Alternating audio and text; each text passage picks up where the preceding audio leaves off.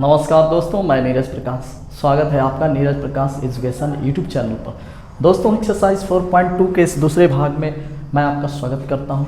वर्ग दशम के 4.4 एक्सरसाइज का पहला भाग मैंने आप लोगों को बताया, जिसमें भिन्न पर आधारित और संख्या पर आधारित कुछ द्विघात समीकरणों को हमने सॉल्व किया।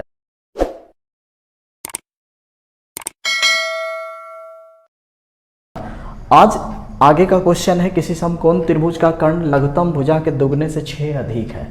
लघुत्तम भुजा कहते हैं सबसे छोटी भुजा को। समकोण त्रिभुज में क्या होता है कि जो 90 डिग्री के सामने की भुजा है उसको हम कर्ण कहते हैं, और बाकी शेष दो भुजाएं जो बच गई उनमें एक आधार और एक लंब कहलाता है। तो एक आधार और एक लंब जो दोनों भुजा है उसमें से एक छोटी भुजा और एक बड़ी भुजा, क्योंकि कर्ण जो होती है वो त्रिभुज समकोण त्रिभुज की सबसे बड़ी भुजा होती है, सबसे महत्तम भुजा होती है। तो कर्ण को छोड़ करके बाकी जो दो भुजा बचा उसमें से लघुत्तम भुजा के दुगने से 6 अधिक है कौन? कर्ण। तो हम यहाँ पर क्या मान लेंगे, सबसे लघुत्तम भुजा को हम x मान लेंगे। कि माना कि समकोण त्रिभुज की लघुत्तम भुजा बराबर x। जब लघुत्तम भुजा x हो जाएगा तो समकोण त्रिभुज का कर्ण कितना हो जाएगा? कर्ण कह रहा है कि लघुत्तम भुजा के दुगने से 6 अधिक। तो लघुत्तम भुजा का जब हम दुगना करेंगे तो 2x और इससे 6 अधिक, फिर एक और भुजा बच गया। ये लघुत्तम भुजा x कर्ण हो गया 2x प्लस 6। इसमें एक और भुजा बच गई, तीसरी भुजा कर्ण से 2 कम है। तो तीसरी भुजा ये है हमारे पास। तीसरी भुजा कर्ण से कितना कम? 2 सेंटीमीटर कम, यानी 2x प्लस ये 6 है तो वो 4 हो जाएगा। 2x प्लस 4 ये तीसरी भुजा। अब जब पाइथागोरस प्रमेय के आधार पर हम चलते हैं तो फॉर्मूला होता है लंब का स्क्वायर प्लस आधार का स्क्वायर बराबर कर्ण का स्क्वायर। लंब कितना है? तो 2x प्लस 4 का स्क्वायर, आधार x का स्क्वायर, और कर्ण सबसे बड़ी भुजा 2x प्लस 6 का होल स्क्वायर। अब इसको हम सॉल्व करके द्विघात समीकरण के रूप में हम पहले लाएंगे, और उस द्विघात समीकरण को सॉल्व करके फिर हम तीनों भुजाओं का मान निकालेंगे। तो इसको चलिए तोड़ते हैं हम। a प्लस बी का होल स्क्वायर, तो a स्क्वायर करेंगे तो 4x स्क्वायर, b स्क्वायर करेंगे तो 16, और प्लस 2ab जब हम करते हैं तो 4 दूना 8 दूना 16x प्लस x स्क्वायर। इधर वाले को भी a प्लस बी के होल स्क्वायर पर हम तोड़ देते हैं। तो ये हो गया 4x स्क्वायर प्लस 36 और प्लस 6 दूनी 12 दूनी 24x, ये 2ab हो गया। अब सबको हम एक तरफ ले आते हैं, ये तो खैर कैंसिल हो जाएगा, एक तरफ आएगा तो माइनस में 4x square minus 4x square, ये कट करके खत्म। बचा क्या? x स्क्वायर प्लस 16x और प्लस 16, ये तीनों इधर बचा। उधर वाले दो पद को भी हम इधर ले आते हैं, माइनस 24x माइनस 36 बराबर 0, या x स्क्वायर 16x में से 24x को हम घटाते हैं तो माइनस 8x, और 16 में से 36 को घटाते हैं तो माइनस 20 बराबर 0। ये द्विघात समीकरण प्राप्त हुआ। अब द्विघात समीकरण को हम गुणनखंड विधि से सॉल्व करते हैं। तो 20 के फैक्टर को हम इस प्रकार लिखें कि घटाने पर 8x आ जाए, तो 10 दूना का 20 होता है, 10 और 2, 10 में से 2 गया 8x, या x स्क्वायर यहाँ पर लिख देते हैं माइनस 10x और प्लस 2x, माइनस 20 बराबर 0। बड़ा वाला माइनस में इसलिए मैंने लिखा कि घटाने के बाद 8x जो है वो माइनस में आ जाए, और अगर ये 8x प्लस में रहता तो हम 2x को माइनस में लिखते हैं, 10x को प्लस में लिखते हैं। अब घटाते हैं हम, x common x minus 10 plus 2 common x minus 10 बराबर 0। अब दोनों में यहाँ पर हम देख रहे हैं कि x माइनस 10 कॉमन है, तो यहाँ पर हम ले लेते हैं x माइनस 10, दोनों में कॉमन। पहला पद में बचा x और दूसरे पद में बचा 2 बराबर 0, या x माइनस 10। अब दोनों पदों को बारी बारी से 0 के बराबर करेंगे। तो इससे हो जाएगा पहले पद से x बराबर 10 आ जाएगा, और दूसरे पद को हम अगर करते हैं x प्लस 2 बराबर 0 तो x बराबर -2। तो यहाँ पर ध्यान देने वाली बात यह है कि किसी भी चीज़ की लंबाई जो होती है, भुजा की लंबाई, वो ऋणात्मक नहीं होगी। त्रिभुज की भुजा की लंबाई जब भी होगी धनात्मक होगी। तो हम ये वाला लेंगे 10 वाला, x बराबर 10। तो त्रिभुज की सबसे लघुतम भुजा जो हो जाएगी वो हो जाएगी 10 हो जाएगा, 10 सेंटीमीटर। इकाई तो नहीं, हाँ सेंटीमीटर है, तो 10 सेंटीमीटर वो हो जाएगा। और दूसरा में हम क्या लिखें, कर्ण। तो कर्ण को भी हम निकाल लें, कितना है 2x प्लस 6, तो 2 गुने 10 प्लस 6 यानी 26 सेंटीमीटर। और तीसरी भुजा जो है वो कितना है, तीसरी भुजा है 2x प्लस 4, तो यानी 2 गुना 10 और प्लस 4, तो 10 दूना 20 4 24। ये तीनों भुजाओं की लंबाइयाँ, एक 10 सेंटीमीटर, दूसरा 26 सेंटीमीटर और तीसरा 24 सेंटीमीटर। इसका सॉल्यूशन हुआ ये। कहीं पर कोई दिक्कत हो तो आप कमेंट बॉक्स में जरूर लिखें, मैं फिर से इसको आपको बताऊंगा। त्रिभुज का क्षेत्रफल बराबर होता है 1/2 × आधार × ऊंचाई, 1/2 गुना आधार गुना ऊंचाई। यहाँ पर हमें आधार और ऊंचाई मानना होगा। तो यहाँ पर एक क्लू है कि ऊंचाई जो है आधार से 7 सेंटीमीटर अधिक है। आधार से 7 सेंटीमीटर अधिक का मतलब हम पहले आधार को मान लेंगे। माना कि त्रिभुज का आधार बराबर x सेंटीमीटर और त्रिभुज की ऊंचाई हो जाएगा कितना, ऊंचाई आधार से 7 सेंटीमीटर अधिक यानी x प्लस 7 सेंटीमीटर। अब हम पहले से जानते हैं कि त्रिभुज का क्षेत्रफल, फॉर्मूला हम यहाँ पर लिखते हैं, त्रिभुज का क्षेत्रफल बराबर 1/2 गुना आधार गुना ऊंचाई।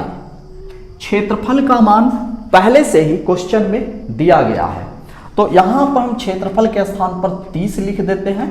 1/2 आधार का मान x और ऊंचाई x प्लस 7। ये दो जो डिवाइड में है, बटा में इधर आने पर ये गुना में हो जाएगा, 30 दूना के 60 और ये बचा x² प्लस 7x। अब सबको हम एक साइड ले आए, x² प्लस 7x और -60 बराबर 0। अब द्विघात समीकरण ये प्राप्त हो गया। इस द्विघात समीकरण को ऐसा तोड़ना है कि गुना करने पर -60 घटाने पर 7। तो ये कितना पर टूटेगा आपको ये देखना होगा। 12 × 5 = 60, 12 और 5 का factor x² plus 12x minus 5x। बड़े वाले को प्लस में और छोटे वाले को माइनस में हम लिखेंगे। तो ये जो है 12x में से 5x जाएगा तो 7x यहाँ प्राप्त हो जाएगा। अब हम दो पद में कॉमन लेंगे, यहाँ x लेंगे तो x प्लस 12 बचा, -5 लिए तो x प्लस 12 बराबर 0 या x प्लस 12 और x माइनस 5 बराबर 0। अगर हम पहले पद को लेकर के चलें x प्लस 12 बराबर 0 तो x बराबर -12 आ जाएगा, और दूसरे पद को अगर हम लेकर के चलें x माइनस 5 बराबर 0 तो x बराबर 5 आएगा। और यही x बराबर 5 को लेकर के यानी आधार तो समझिए किसका निकल गया, सिर्फ आधार ही पूछ रहा है क्वेश्चन में, इसका आधार ज्ञात कीजिए। तो आधार ज्ञात कीजिए का मतलब आधार 5 सेंटीमीटर आंसर है। और ये -12 इसलिए नहीं होगा कि किसी भी भुजा की लंबाई नेगेटिव नहीं होती है, माइनस में नहीं होती है, इसलिए हम ये 5 वाले को ही लेंगे। त्रिभुज का आधार 5 सेंटीमीटर। अब देखिए त्रिभुज का क्वेश्चन बनाते बनाते यहाँ पर वृत्त का क्वेश्चन आ गया। अब वृत्ताकार पार्क है। वृत्ताकार पार्क का मतलब पार्क इस प्रकार का गोल है, और इस पार्क की जो त्रिज्या है, त्रिज्या नहीं व्यास है दिया हुआ, व्यास का आधा होता है त्रिज्या। तो ये जो व्यास है इसका कितना 13 सेंटीमीटर लंबाई है। व्यास की लंबाई 13 सेंटीमीटर। अब इस व्यास के दोनों ही सिरों पर 2 गेट बना हुआ है, एक गेट ए और दूसरा गेट बी। गौर से देखिए कि इस व्यास के दोनों ही सिरों पर एक एक गेट बना हुआ है। पहले गेट का नाम ए और दूसरे गेट का नाम बी। अब इसी परिसीमा में यानी कि इसकी जो परिधि है, ये जो गोलाई है बाउंड्री, इसमें एक खंभा गाड़ना है। एक खंभा इस प्रकार गाड़ना है, खंभा इस प्रकार गाड़ना है कि जो ये 2 फाटक महोदय हैं, तो श्रीमान फाटक जी से उस खंभे की दूरी का जो अंतर है वो 7 मीटर होना चाहिए। अर्थात जो हम खंभा गाड़ रहे हैं तो उस खंभे से ए की दूरी और उस खंभे से बी की दूरी जो है उन दोनों दूरियों का अंतर 7 मीटर का होना चाहिए। तो हम इस बिंदु को C मान लें। चलिए, तो हम यहाँ पर ऐसे मान लेते हैं कि माना कि फाटक महोदय ए से खंभे C की दूरी कितना x मीटर, तो B से कितना हो जाएगा, B से खंभे की दूरी बराबर x प्लस 7 मीटर, ठीक ना। ये इधर वाला x और इधर वाला x प्लस 7।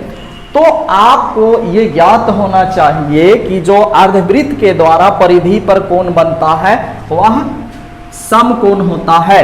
अर्थात अर्धवृत्त के द्वारा बना हुआ कोण समकोण होता है, और समकोण जब होगा तो इसका व्यास कर्ण होता है। समकोण तो अर्धवृत्त पर बना, तो ये ए बी कर्ण हो जाएगा। तो फिर हम पाइथागोरीय त्रिक के द्वारा चलेंगे। हम क्या लिखेंगे, कर्ण का स्क्वायर यानी कि ए बी का स्क्वायर बराबर ए सी का स्क्वायर और प्लस बी सी का स्क्वायर, यानी लंब स्क्वायर प्लस आधार स्क्वायर बराबर कर्ण स्क्वायर। अब हम मान बैठा देते हैं सबका। ए बी का मान कितना, तो 13 का स्क्वायर, ए सी एक्स स्क्वायर और ये हो गया x प्लस 7 का स्क्वायर। अब ये 13 का जब हम स्क्वायर करते हैं 13 169, x square plus x plus 7, ये तो टूट जाएगा a प्लस बी का होल स्क्वायर पर। तो a प्लस बी का मतलब ये a स्क्वायर और plus b square plus 2ab 14x। अब सब भाई साहब को हम एक तरफ कर देते हैं।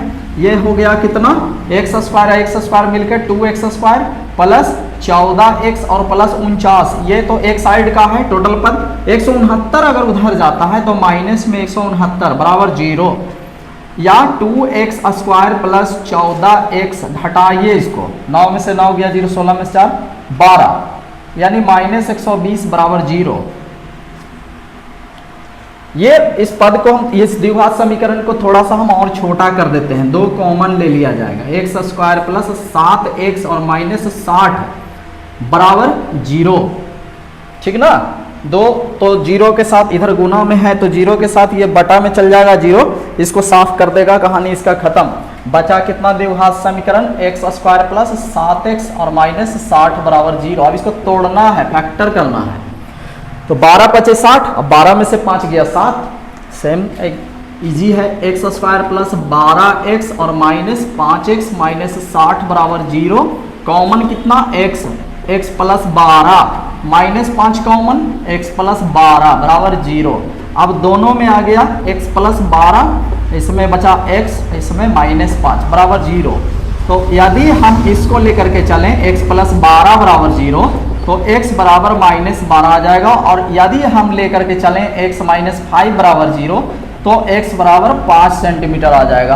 अब यहाँ पर देखिए, तो लंबाई है, लंबाई तो हम ऋणात्मक लेंगे नहीं, हम सीधे लेंगे 5 सेंटीमीटर। x कौन है, फाटक A से उस खंभे के बीच की दूरी। सबसे पहले तो है कि क्या ऐसा करना संभव है, तो जब इसका आंसर निकल गया, द्विघात समीकरण को हम सोल्व कर पा रहे हैं, अर्थात ये संभव है, हम यहाँ पर लिखेंगे कि संभव है, और संभव है तो दूरी बताइए। तो फाटक A से कितना हो जाएगा दूरी, फाटक A से 5 सेंटीमीटर नहीं मीटर, मीटर में है दूरी, तो फाटक A से 5 मीटर की दूरी पर, और फाटक B से कितना, फाटक B से हो जाएगा 5 प्लस 7 7 5 12 मीटर आंसर, ठीक ना। फिर हम अगले प्रश्न की ओर चलते हैं और अगले प्रश्न को सॉल्व करते हैं। यहाँ पर दिया हुआ है कि रहमान की 3 वर्ष पहले की उम्र, अच्छा ये चाचा जी रहमान जो है इनकी 3 वर्ष पहले की उम्र और 5 वर्ष बाद की उम्र, दोनों उम्रों के व्युत्क्रमों का योग 1/3 है। तो रहमान चाचा की वर्तमान उम्र ज्ञात करें। तो ये जो रहमान है इनकी वर्तमान उम्र को हम मान लेंगे कि अभी का जो वर्तमान उम्र है वो x वर्ष है, और तभी हम x के पीछे का या x के बाद का उम्र हम निकाल पाएंगे। तो अभी का हम यहाँ पर मानते हैं, माना कि रहमान की वर्तमान उम्र कितना, तो x वर्ष है, रहमान की वर्तमान उम्र x वर्ष। तो अब अकॉर्डिंग टू क्वेश्चन कह रहा है क्या कि 3 वर्ष पहले की उम्र, तो 3 वर्ष पहले हमारे चचा जो हैं वो अभी की उम्र से 3 साल क्या है कम रहेंगे। और 5 वर्ष बाद की उम्र, तो 5 वर्ष बाद क्या होंगे, अभी का जो उम्र है उससे 5 साल बढ़ जाएंगे। ऐसा थोड़ी है कि वो 5 साल के बाद 15 साल बढ़ जाएंगे। तो अभी का उम्र 3, अब दोनों के व्युत्क्रमों का, तो व्युत्क्रम माने दोनों का 1 बटा भी करेंगे, 1/3 वर्ष पहले वाला आज जोड़ 1/5 साल बाद वाला, तो 3 वर्ष पहले कितना रहेगा x-3 और 5 वर्ष के बाद x+5, तो ये हो गया दोनों का व्युत्क्रम। अब व्युत्क्रमों का योग कितना है, तो 1/3 है। अब हम क्या करते हैं कि इसका एलसीएम ले लेते हैं, लसा x-3 और x+5 का लसा कितना हो जाएगा, ये हर से हर कट गया, बच गए x+5 और x+5 से x+5 कटा तो बचा x-3 बराबर 1/3, या अब x और x मिल करके 2x, 5 में से 3 गया 2 बटा नीचे को गुना हम कर देते हैं, नीचे वाले को x² + 5x - 3x - 15 बराबर 1/3। अब क्रॉस मल्टीप्लीकेशन तिरछा तिरछी गुना करते हैं, तो ये हो गया x² + 2x - 15 बराबर इसमें 3 से, तो 3 दूना का 6x और +3 दूना के 6, सबको हम एक तरफ ले आते हैं, सारे पदों को एक ही तरफ ले आते हैं। x² + 2x - 15 - 6x - 6 बराबर 0, या x² 2x में से 6x गया तो -2x और 15 अच्छे कितना 21, 2x में से 6x गया तो 4x ना बचेगा, और 15 में से 6 गया 15 और 6 दोनों ही माइनस में है तो 21 हो जाएगा बराबर 0। अब इसका फैक्टर करना पड़ेगा, कितना होगा 7 या 21, 7 और 3 का फैक्टर x² - 7x और +3x - 21 बराबर 0। माइनस में हम 7 को लिखेंगे, बड़े वाले पद को माइनस में, तो बड़े भाई साहब कॉमन कितना x - 7 + 3 कॉमन x - 21 बराबर 0, नहीं 7 ना 7 या 21 7 हो जाएगा यहाँ, और 7 हो गया, दोनों पद में क्या हो गया x - 7 x - 7 दोनों में कॉमन, तो यहाँ पर हम x - 7 को कॉमन ले लें, पहले पद में x बच गया और दूसरे पद में +3 बराबर 0, या अगर हम यदि एक पद को लेकर के चलें x - 7 बराबर 0 तो हो जाएगा x बराबर 7, और यदि इसको लेकर के चलें x +3 बराबर 0 तो हो गया x बराबर -3। तो हमारे चाचा जी का उम्र तो माइनस में हो नहीं सकता है, तो यानी कि इनका उम्र कितना हो गया, रहमान की उम्र कितना 7 वर्ष आंसर हो जाएगा, यही हुआ रहमान की उम्र 7 साल।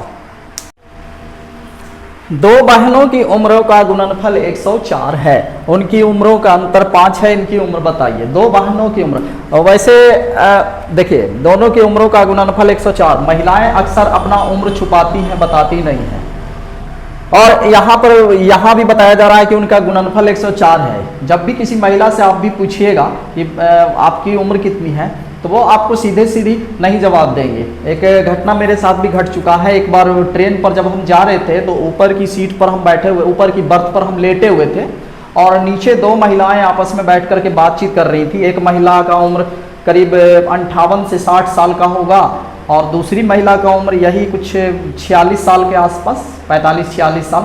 तो 46 साल वाली महिला 58 साल वाले से पूछती है कि बहन तुम्हारी उम्र कितनी होगी, तो वो कहती है कि यही 19 साल, 18 से 19 साल की होगी। और वो पूछती है कि तो तुम्हारी उम्र कितनी है बहन, तो वो कहती है 14 साल। अब सोचिए ऊपर हम बैठे वो लेटे हुए जब सुन रहे थे, हम धड़ाम से नीचे गिरते हैं। अब वो चिल्लाती है अरे क्या कर रहे हो।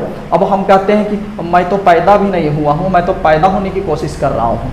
तो ये हाल है महिलाओं का। तो दो बहनों की उम्रों का गुणनफल 104 है, तो यहाँ पर हम मान लेंगे उनकी उम्र हो। अब देखिए उम्रों का अंतर 5 है ना, इसी के आधार पर हम मानेंगे। माना कि एक बहन है ना, एक बहन की उम्र को हम मान लेते हैं कि x वर्ष की है वो, और दूसरी बहन की उम्र कितना, दूसरी बहन की उम्र 5 साल का अंतर है। तो दोनों बहनें जो हैं वो 5 साल की बड़ी छोटी होंगी। एक बहन 5 साल बड़ी है और एक बहन 5 साल छोटी, तो हम इसको 5 साल बड़ी मान लेते हैं। है ना। अकॉर्डिंग टू क्वेश्चन दोनों की उम्रों का गुणनफल 104। बहुत ही सिंपल सा सीधा सा क्वेश्चन है। x और गुने x प्लस 5 बराबर कितना 104 या x स्क्वायर प्लस 5x। अब इसको इधर ले आइए, माइनस 104 बराबर 0। अब देखिए फैक्टर तोड़ना है, फैक्टर तोड़ना है कैसे, ये गुना करने पर 104 आए और घटाने पर 5 आए। पहले हम गुणनखंड कर लेते, देखिए आसान कर लेते हैं इसको, हम तोड़ते हैं। 2 से 52 दुना, 2 से 26 दुना, 2 से 13 दुना, इतना ही तो है। 2 दूनी 4 दूनी 8, हाँ तो मिल गया। एक 8 होगा और दूसरा 13 होगा, तो ये हो गया x square plus 13x minus 8x। 13 8 चलो तल से भी और 13 में से 8 गया तो 5x माइनस 104 बराबर 0। या x कॉमन तो x प्लस 13 माइनस 8 तो x प्लस 13 बराबर 0। या x प्लस 13 और x माइनस 8 बराबर 0। पहले पद से निकालिए तो माइनस 13 और दूसरे से निकालिए तो 8। तो बहन का उम्र जो है वो माइनस में तो होगा नहीं, वो जब भी होगा तो धनात्मक होगा। तो एक बहन का उम्र कितना हो गया 8 वर्ष। हम लिख देते हैं एक बहन की उम्र बराबर 8 वर्ष और दूसरी बहन की उम्र बराबर 8 प्लस 5, 8 5 13 वर्ष, यानी 8 वर्ष और 13 वर्ष। अब देखिए हम इसको टेस्ट भी कर लें। 13 8 चलो तल से 104 गुना करने पर 104 आ जाता है। और अंतर भी देख लीजिए, 5 साल की दोनों, छोटी बड़ी है ये दोनों बहनें, और ये ट्रेन वाली बहनें नहीं हैं। ये क्वेश्चन है एक्सरसाइज 4.4 का। फिर हम बढ़ते हैं अगले सवाल की ओर। 6500 रुपया को कुछ व्यक्तियों में समान रूप से वितरित किया गया, यानी बांटा गया। कुछ व्यक्तियों में, कुछ व्यक्ति का मतलब हम व्यक्तियों की संख्या नहीं जान रहे हैं, नहीं पता है। और लास्ट में वही पूछा जा रहा है कि व्यक्तियों की वास्तविक संख्या ज्ञात करें।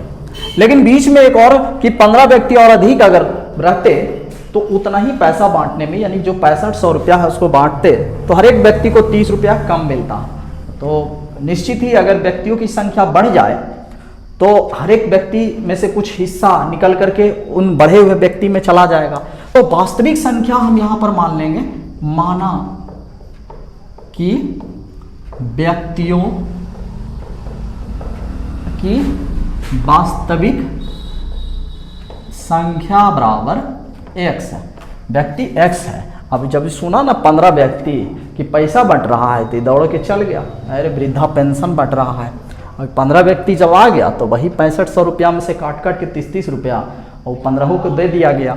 तो व्यक्तियों की वास्तविक संख्या जो पहले थी वो x थी। x आदमी पहुंचल था वृद्धा पेंशन लेने के लिए, और मान लिया कि अगर x आदमी वहां पर है पहुंचा हुआ, 6500 रुपया है टोटल, तो एक व्यक्ति को कितना पैसा मिलेगा, एक व्यक्ति को मिलेगा 6500 बटा x। जितनी व्यक्तियों की संख्या है उससे हम टोटल अमाउंट में भाग दे देते हैं। लेकिन क्या उल्टा पड़ गया कि 15 आदमी और आ गया। जब 15 आदमी और आ गया तो यही 6500 रुपया बांटा गया। अब x प्लस 15 आदमी के बीच बांटा गया, तो बांटा गया तो निश्चित ही एक आदमी को कम मिल जाएगा। कम कितना मिलेगा, तो 6500 बटा x जो मिल रहा था एक आदमी को, इससे 30 रुपया कम मिल जाएगा। अब इसमें 30 अगर घटा देते हैं तो इसके बराबर ये हो जाता है। x वाले पद को हम एक तरफ ले आते हैं तो हो जाएगा कितना, 6500 बटा x प्लस 15 माइनस 6500 बटा x बराबर माइनस 30।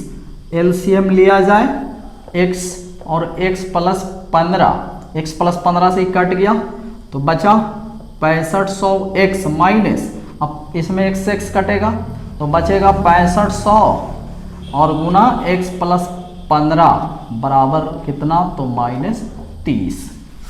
या आगे बढ़ते हैं, 6500x माइनस 6500x और माइनस 65 गुने 15 कितना हो जाएगा, 15 पचे 75, 15 छक्का 90 और 7 97, 9 7 5 पर 2 गो 0 बढ़ जाएगा।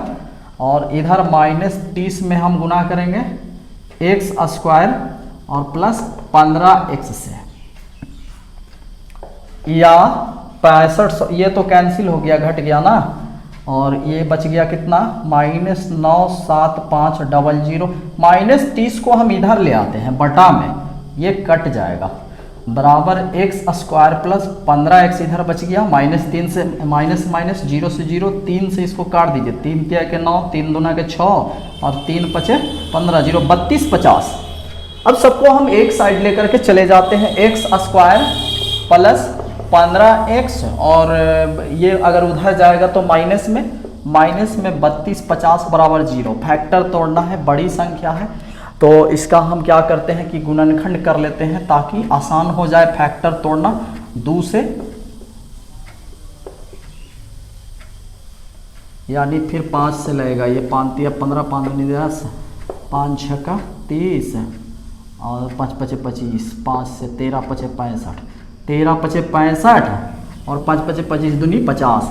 50 और 65 को जब घटाया जाए तो 15 प्राप्त होगा, यानी कि 65x और 50x, x² plus 65x minus 50x minus 32 50 बराबर 0, या x कॉमन ले लें, x plus 65 minus 50 common, x plus 65 बराबर 0, या x प्लस 65 और x माइनस 50 बराबर 0। इससे कितना, दोनों से निकाल लेते हैं, तो इसलिए x बराबर -65 या 50 निकालना है व्यक्तियों की वास्तविक संख्या। अब देखिए किसी भी व्यक्ति की संख्या को जब बताना है तो हम थोड़ी ऐसा बताएंगे कि -65 व्यक्ति था, जब भी बताएंगे तो इसी तरह से न बताएंगे 50 व्यक्ति, तो यानी कि व्यक्तियों की संख्या हो जाएगा कितना, व्यक्तियों की संख्या बराबर 50 आंसर, ठीक ना।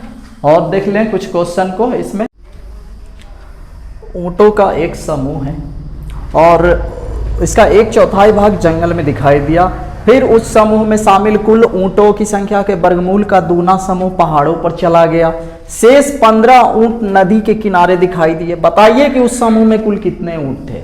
अब ऊँट की पूरी संख्या हमें पता नहीं है, लेकिन उस समूह में जितने भी ऊँट हैं उन ऊँटों में से कुछ ऊँट जो पहाड़ पर, कुछ नदी के किनारे, कुछ जंगल में, ये दिया गया है। तो हम यहाँ पर मान लेते हैं कि माना कि ऊँटों की कुल संख्या बराबर x। अब यहाँ पर हम लोगों को ज्ञात हो चुका है कि कुल x ऊँट है।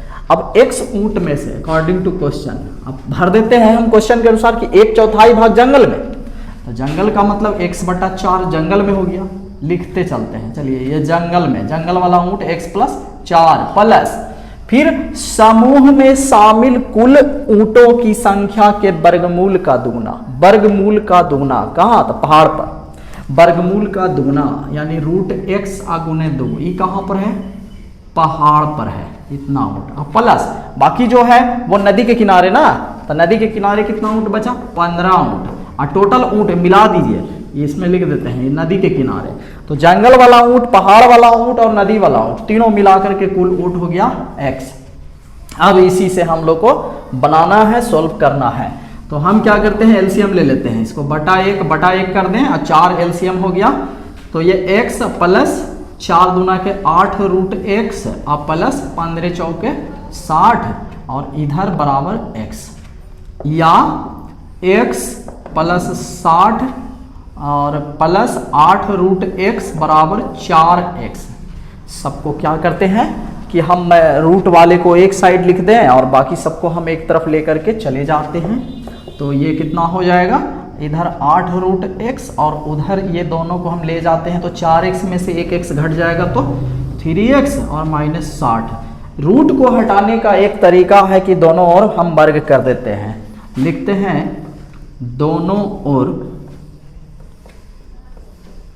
वर्ग करने पर, जब हम दोनों ओर वर्ग करेंगे तो यहाँ 8 √x का स्क्वायर और इधर 3x - 60 का स्क्वायर, जब इसका वर्ग होगा तो ये बन जाएगा 8 64x और ये हो जाएगा ये -b का होल स्क्वायर, है ना, तो ये -b का होल स्क्वायर का मतलब a² 9x² प्लस b² यानी 6 × 3600 और -2ab यानी 6 × 18 दूनी 36 360x सबको हम एक तरफ लेकर के चले जाएं, 64x को भी हम इधर ले जाते हैं 360 के तरफ, तो हमारे पास द्विघात समीकरण प्राप्त हो जाएगा 9x स्क्वायर और 360x, ये भी उधर जाएगा तो माइनस में ना चला जाएगा, -360x और -64x और पहले से है 3600 बराबर 0, एक तरफ कुछ नहीं बचा।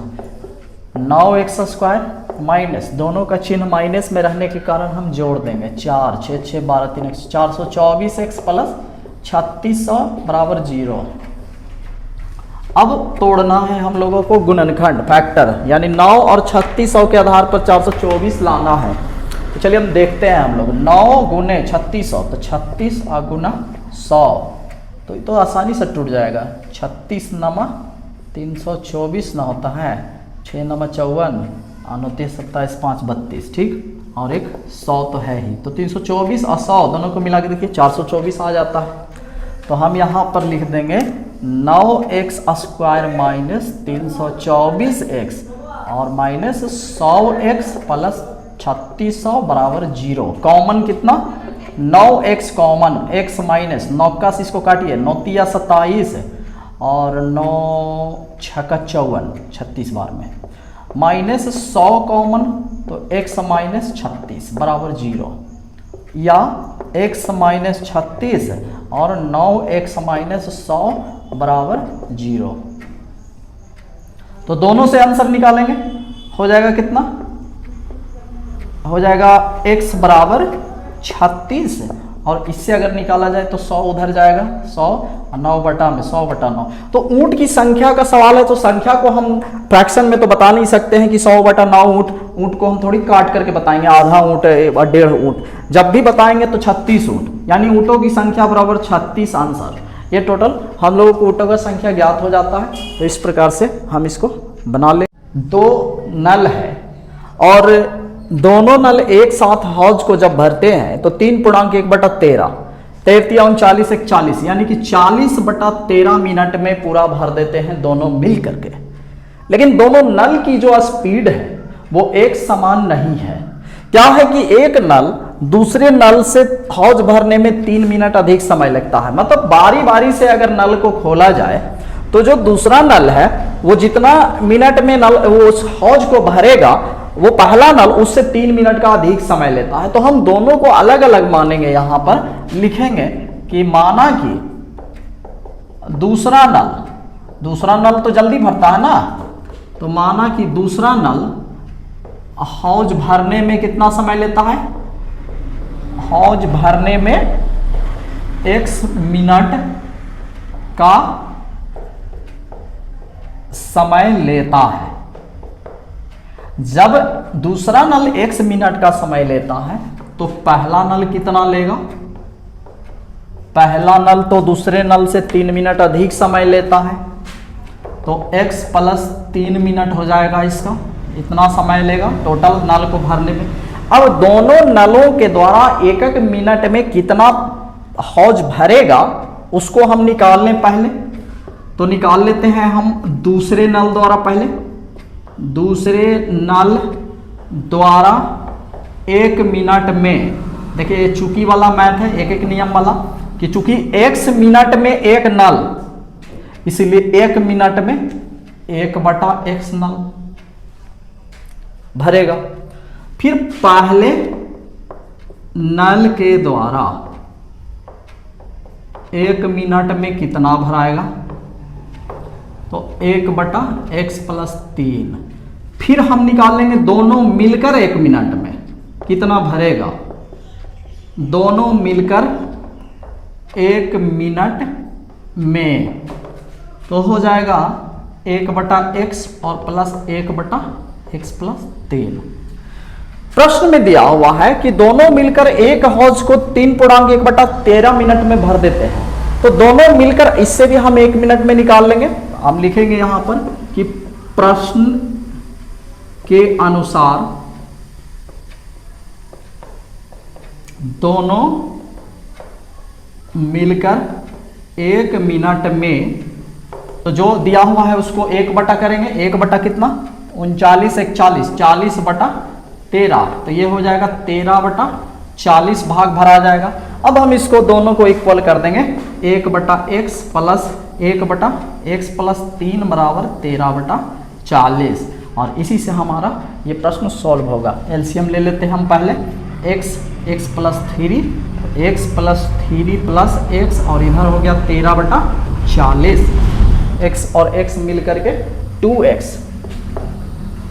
है ना, ये 2x प्लस 3 में गुना कितना से 40 से, और इधर हो जाएगा गुना 13 में x square plus 3x, x square plus 3x से हम गुना करें। अब सबको गुना कर लेते हैं, कितना 40 दूना 80x, 40 दिया 20 से 120, 13x स्क्वायर प्लस 39x, सबको एक तरफ लेकर के चले जाएं, 13x square plus 39x minus 80x minus 120 बराबर 0, या 13x स्क्वायर घटाने पर कितना बचेगा माइनस 41, 41x माइनस 120 बराबर 0। अब रह गया कि इसको तोड़ा कैसे जाए। तोड़ने के लिए फैक्टर को पहले खोजिए, 120 और 13 के आधार पर 41 लाना है हम लोग को, 65, 24, 65, ये 24 गुना 5, 24 पचे 20 से, और ये 13 है, तो 13 और 5 को एक साथ कर दें तो 13 पचे 65 और 24, 65 में से 24 गया 41, ये टूट जाएगा। 13x स्क्वायर माइनस 65x और प्लस 24x माइनस 120 बराबर 0, कॉमन ले लें तो ये दोनों पदों में 13 से ये HCF है तो 13x कॉमन होगा, x माइनस 13 पचे 65, 5, 24 कॉमन, x माइनस 5 बराबर 0, दोनों पदों में x माइनस 5, 13x प्लस 24 बराबर 0, या x बराबर 5 हो जाएगा, या इससे अगर निकालें तो 24/13। तो ये तो काफ़ी लंबा चौड़ा फ्रैक्शन है, तो इसको तो हम लेंगे नहीं, हम पूर्णांक संख्या को ही लेंगे। तो हम माने हैं पहले किसका, दूसरा नल ना, दूसरा नल हाउस भरने में 1 मिनट का समय लेता है, तो समझ जाइए कि दूसरा नल कितना देर में भरेगा, नल को दूसरा नल भरेगा 5 मिनट में, ये 5 मिनट, और पहला नल तो उससे ज़्यादा समय लेता है ना, पहला नल कितना समय लेता है, उससे 3 मिनट का अधिक समय लेता है, दूसरे नल से हौज को भरने में 3 मिनट का अधिक समय लेता है, तो 5 से 3 ऐड कर देंगे, 5 3 8 मिनट हो जाएगा इसका आंसर। तो इस प्रकार से हम नल वाले क्वेश्चन को हम सोल्व कर सकते हैं।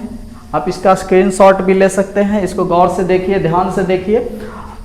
आशा मैं करता हूं कि इस चैप्टर, इस एक्सरसाइज का अधिक से अधिक क्वेश्चन सोल्व हो जा सके, मतलब समय बहुत कम रहने के कारण फिर भी हमने अधिक से अधिक क्वेश्चन को सोल्व कर दिया, और कुछ क्वेश्चन फिर भी बचे हुए रह गए, तो आप लोग उस क्वेश्चन को सोल्व करेंगे, और अगर क्वेश्चन को सोल्व करने में कुछ प्रॉब्लम हो तो फिर कमेंट बॉक्स में आप लिख करके हमसे पूछ सकते हैं। मैं अगले वीडियो में उन प्रश्नों को सोल्व करके आप लोग को फिर समझा दूंगा। तब तक के लिए धन्यवाद, नमस्कार, जय हिंद, मिलते हैं अगले वीडियो में।